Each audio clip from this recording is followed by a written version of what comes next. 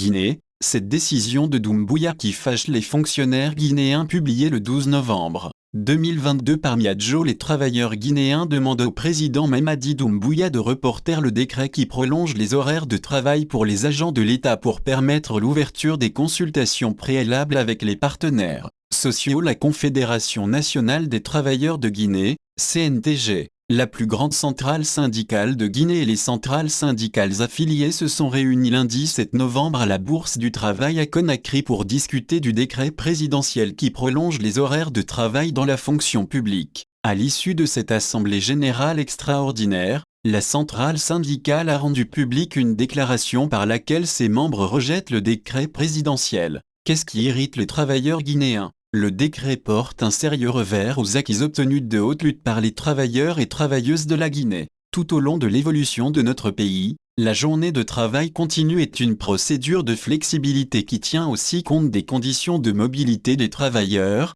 a indiqué Kader Aziz Camara, le secrétaire général adjoint de la CNTG, qui a lu la dite déclaration au micro de Boubacar Diallo, correspondant de la BBC. Selon M. Camara, ces conditions requièrent, entre autres, la mise à disposition en quantité et en qualité suffisante de moyens de déplacement pour permettre aux agents d'être ponctuels au lieu de travail, ce qui est loin d'être le cas, surtout pour la ville de Conakry, précise-t-il. Face à une telle situation, et en dépit de plusieurs rappels au respect des accords tripartites signés, le mouvement syndical guinéen condamne et rejette énergiquement toute pratique de viol des principes sacrés du dialogue social, poursuit le syndicaliste. En conséquence, dit-il, le mouvement syndical guinéen invite le chef de l'État à reporter le dit décret afin de permettre l'ouverture des consultations préalables avec les partenaires sociaux qu'a décidé l'État au point de susciter une telle réaction. Crédit photo, Getty Images. Au cours de la session ordinaire du Conseil des ministres tenue jeudi 3 novembre, le chef de l'État,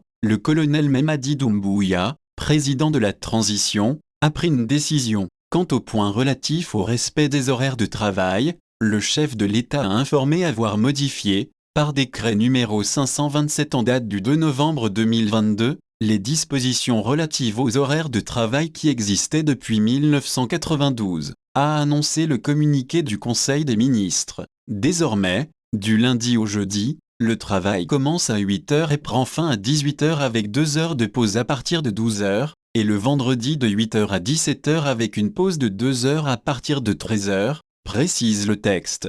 Cette décision prise par le président de la République est à la base de la levée de bouclier des travailleurs pour faire reporter ce décret. En attendant, le président de la transition a instruit le Premier ministre et tous les chefs des départements ministériels, chacun en ce qui le concerne, de l'application correcte et effective de ce décret selon Boubacar Diallo, le correspondant de la BBC à Conakry. Il n'y a pas eu de version officielle sur la cause pour l'instant de cette décision prise par le gouvernement. Que pense l'opinion publique guinéenne? Les embouteillages sont très fréquents à Conakry aux heures de pointe. Dans un micro-trottoir effectué dans les rues de Conakry, maintes personnes, parmi d'autres, estiment que le chef de l'État a pris une bonne décision. Moi je dirais qu'il faut qu'on s'adapte parce que le volume des occupations, des activités s'agrandit et le traitement des dossiers, tout cela va avec le temps. Donc, si le gouvernement a changé, a pensé à réaménager, à prolonger jusqu'à 18 h, il faut que les gens travaillent dans ce pays. Les gens ne travaillent pas.